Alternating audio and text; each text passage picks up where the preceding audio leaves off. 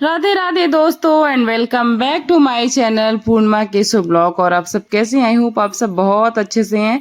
तो आज हम बात करेंगे कि राधा अष्टमी किसको मनानी चाहिए, किस तरह से व्रत रखना चाहिए। आपके घर में राधा रानी नहीं है तो आप व्रत पूजन कैसे करें, सब चीज़ विस्तार पूर्वक बताऊंगी। वीडियो को आखिरी तक देखिएगा। तो यहाँ पर आप देखिए, मैंने नीला वस्त्र, गहने, पोशाक में लहंगा, चुंदरी और उनकी चोली रख ली है। और राधा रानी के बाल बहुत ही खूबसूरत से हैं, जो कि देखने से ही मतलब इतनी खुशी लग रही कि जब श्रृंगार होगा तो कितने खूबसूरत लगेंगी हमारी राधा रानी। तो इधर मैंने सारी सामग्री इकट्ठा कर ली है और साथ में कुछ और भी सामग्रियां जरूरी होती हैं जो आप सबको जरूर रखनी चाहिए। उसमें है कुछ श्रृंगार का सामान। श्रृंगार के सामान में आप यथासंभव जो भी आपके पास हो आप रख सकते हैं। तो इधर देखिए, मैंने सिंहासन सजा दिया है और बिठा दिया है गणपति देव को। और अब हम स्नान कराएंगे। तो राधा रानी अगर आपके पास नहीं है तो आप कान्हा जी को राधा रानी बना सकते हैं, क्योंकि वो दोनों एक ही हैं, ये आप सबको पता होना चाहिए। तो देखिए, मैंने इनको पंचामृत स्नान करा दिया है, दूध, दही, घी, शक्कर आदि डालकर। और जिनके घर में युगल छवि है उनके घर में तो क्या ही बात है, आप युगल छवि का भी श्रृंगार करके दोनों का साथ में पूजन कर सकते हैं। और अगर राधा रानी है तो उनका भी विग्रह पूजन कर सकते हैं, और नहीं है तो आप अपने कान्हा जी को ही राधा रानी का स्वरूप दे के उस दिन पूजन कर सकते हैं। बहुत ही उत्तम रहता है, बहुत सारी जगहों पे ऐसा ही होता है। पद्म पुराण में बहुत ही सुंदर व्याख्या है राधा रानी के व्रत पूजन की। अगर आप जन्माष्टमी करते हैं तो राधा रानी की अष्टमी किए बिना, इनका जन्मोत्सव मनाए बिना तो बिल्कुल अधूरा है, क्योंकि राधा नाम लेंगे तभी कृष्ण जी खुश होते हैं। तो देखिए, राधा रानी हमारी नीला लहंगा पहन चुकी हैं और केश धारण कर चुकी हैं। और राधा रानी को ना नीला रंग बहुत ज़्यादा प्रिय है, तो कोशिश करिएगा कि नीला कलर का ही आप पोशाक लाएं। अब मुझे इसी तरह की पोशाक मिल पाई थी बहुत ढूंढने के बाद, तो मैं ये लेके आई। अब साथ में मैं चुंदरी उड़ाऊंगी। और राधा रानी के पीछे बालों के बाद मैंने आगे चोटी छोटी सी बनाई थी, बहुत ही सुंदर लग रही थी हमारी राधा रानी। अब मैं राधा रानी को चुंदरी उड़ाऊंगी। आप किसी भी पट्टे पर लाल पीला कपड़ा बिछाकर ऊंचा स्थान देकर उनको स्थापित कर सकते हैं। और पीछे मैंने सिंहासन भी सजा रखा है। और थोड़ी सी बस खाली अभी आज डेकोरेशन हो पाई है, बाकी आप बलून से, फूलों की लड़ियों से कर सकते हो। और उसके बाद आपको एक कलश ले लेना, कंठ तक जल भर के कलावा बांध लेना। ये कलश मिट्टी का भी हो सकता है। इसमें एक हल्दी की गांठ, 1 रुपए का एक सिक्का, और उसके बाद आपको डालनी है इसमें पुष्प। आप लाल या पीला किसी भी कलर का पुष्प ले सकते हैं, और पुष्प जरूर डालना है। पुष्प डालने के बाद हम डालेंगे इसमें अक्षत। अक्षत में ये ध्यान रखना है कि आपको ऐसे अक्षत डालने हैं जिनको कोई क्षति ना हुई, सीधे चावल होने चाहिए, चाहे उसकी मात्रा कितनी भी कम हो। उसके बाद एक सुपारी डाल देनी है। सुपारी हम सबके यहाँ पूजा स्थान में होती ही होती है, तो सुपारी डाल देनी है। अगर आपका कलश बड़ा है या मिट्टी का है तो भी बहुत अच्छी बात है। हमारा मिट्टी का कलश था, पर वो पता नहीं क्यों अभी टपकने लगा था, इसलिए मुझे चेंज करना पड़ा। अब आपको लगा देना है आम का पल्लव। आम का ना हो तो अशोक का भी चलेगा। 5 या 7 पल्लव लगा देनी है। धुल के साफ करके स्वच्छ कर लिया था मैंने, फूलों के बीच में रखा था इसलिए फूल चिपक गए जो कि सुंदर लग रहे थे, मैंने नहीं हटाया। अब इसमें आपको जटा वाली नारियल रख लेनी है, या फिर ऊपर दीप स्थापित कर लेना है। कि चावल की कटोरी लेके मैं दीप अलग से रखूंगी। तो हमें दीप नारियल की स्थापना, दीप कलश की स्थापना करनी होती है, यानी कि दीप रखना होता है नारियल के लिए।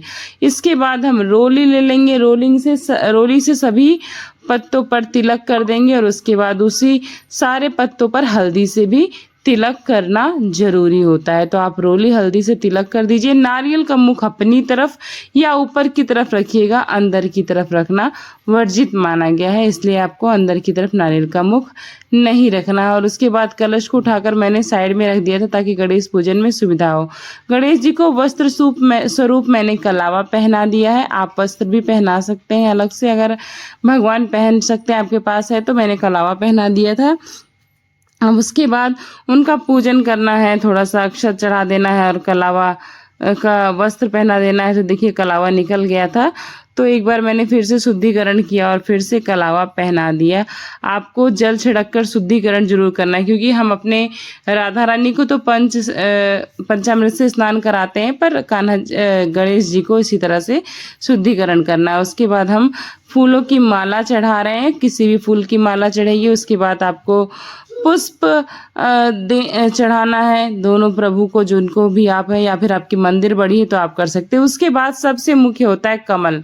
अगर कमल मिल गया तो राधा रानी तो जरूर से जरूर प्रसन्न होती हैं। बड़े बड़े मंदिरों में 1000 कमल से पूजा होती है। अगर आपके पास सामर्थ्य है तो 1000, 10,000, 1,00,000, चाहे जितने कमल आप राधा और कृष्ण दोनों के लिए सजा सकते हैं।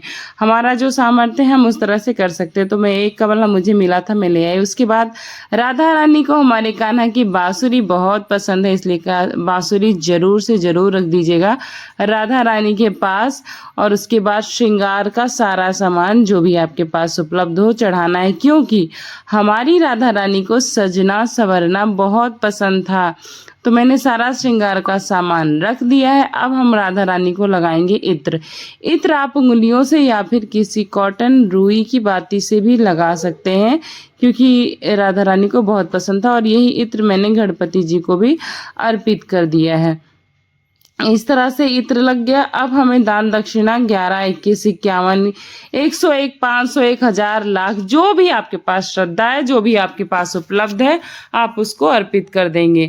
और उसके बाद गणपति जी का तिलक करेंगे सिंदूर से, क्योंकि गणपति जी को सिंदूर अति प्रिय है, इसलिए उनको नारंगी रंग और सिंदूर तो बहुत प्रिय है। और कलावे में सारे कलर होते हैं। और रोली से करेंगे अपनी राधा रानी का तिलक।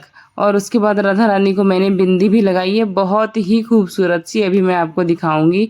सिंहासन पे मोरपंख और उनके मुकुट पे भी मोरपंख सजा दिया है, क्योंकि जो कान्हा को प्रिय है वो राधा को। तो इधर देखिए मैंने गणपति जी का भोग अलग से रखा है, और उसके बाद हम राधा जी का भोग अलग से रखे हैं, क्योंकि गणपति जी के पूजन में तुलसी वर्जित है, इसलिए उनका भोग हमेशा अलग रखना पड़ता है। इधर अरवी की सब्जी, थोड़े फ्रूट्स, मिठाई और पूड़ी और खीर है। और आप अपने हिसाब से 56 भोग बना सकते हैं, लेकिन अरवी की सब्जी, पूड़ी राधा रानी को बहुत पसंद है, इसलिए अरवी की सब्जी लेकिन बिना लहसुन प्याज के आपको जरूर बनानी है। और हो सके तो मठे की अरवी बना सकते हैं आप। मठे की अरवी उधर वृंदावन साइड, बरसाना साइड हमेशा बनती है जब भी राधा रानी का पूजन किया जाता है। तो इस तरह अरवी की सब्जी, आप इसका कोई ऑप्शन नहीं, कोई स्किप नहीं कर सकते, आपको अरवी की सब्जी जरूर बनानी है राधा रानी को खिलाने के लिए।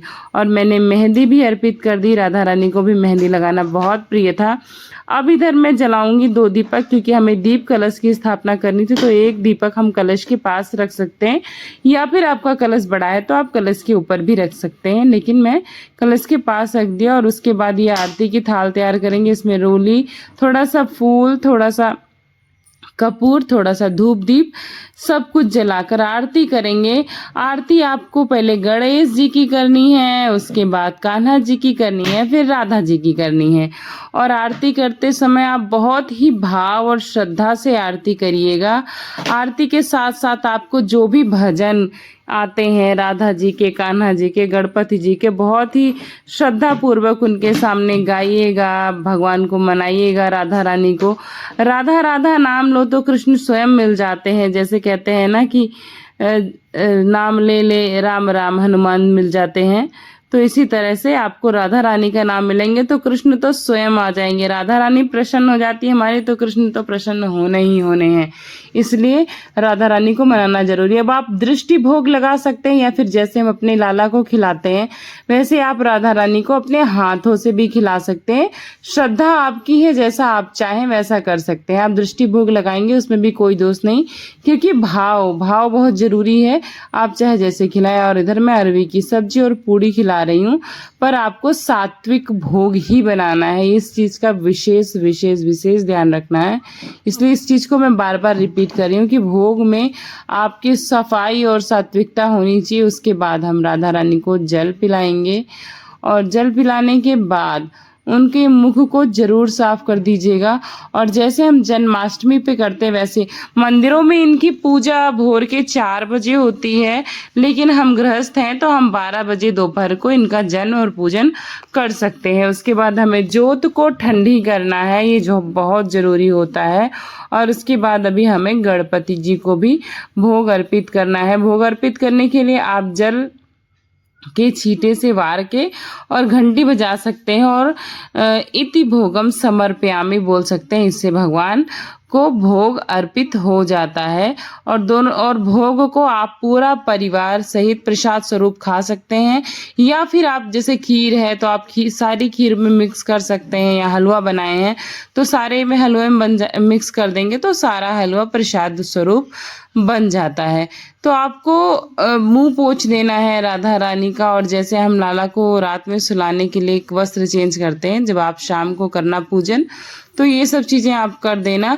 और ये पूजन होने के बाद आपको राधा रानी को मनाना है, बुलाना है, आह्वान करना है। युगल छवि है तो बहुत उत्तम है, नहीं तो आपको क्षमा याचना जो भी पूजा में हमारे द्वारा जाने अनजाने, क्योंकि कोई भी संपूर्ण नहीं होता है, हम सभी किसी न किसी से कुछ ना कुछ सीखते ही हैं।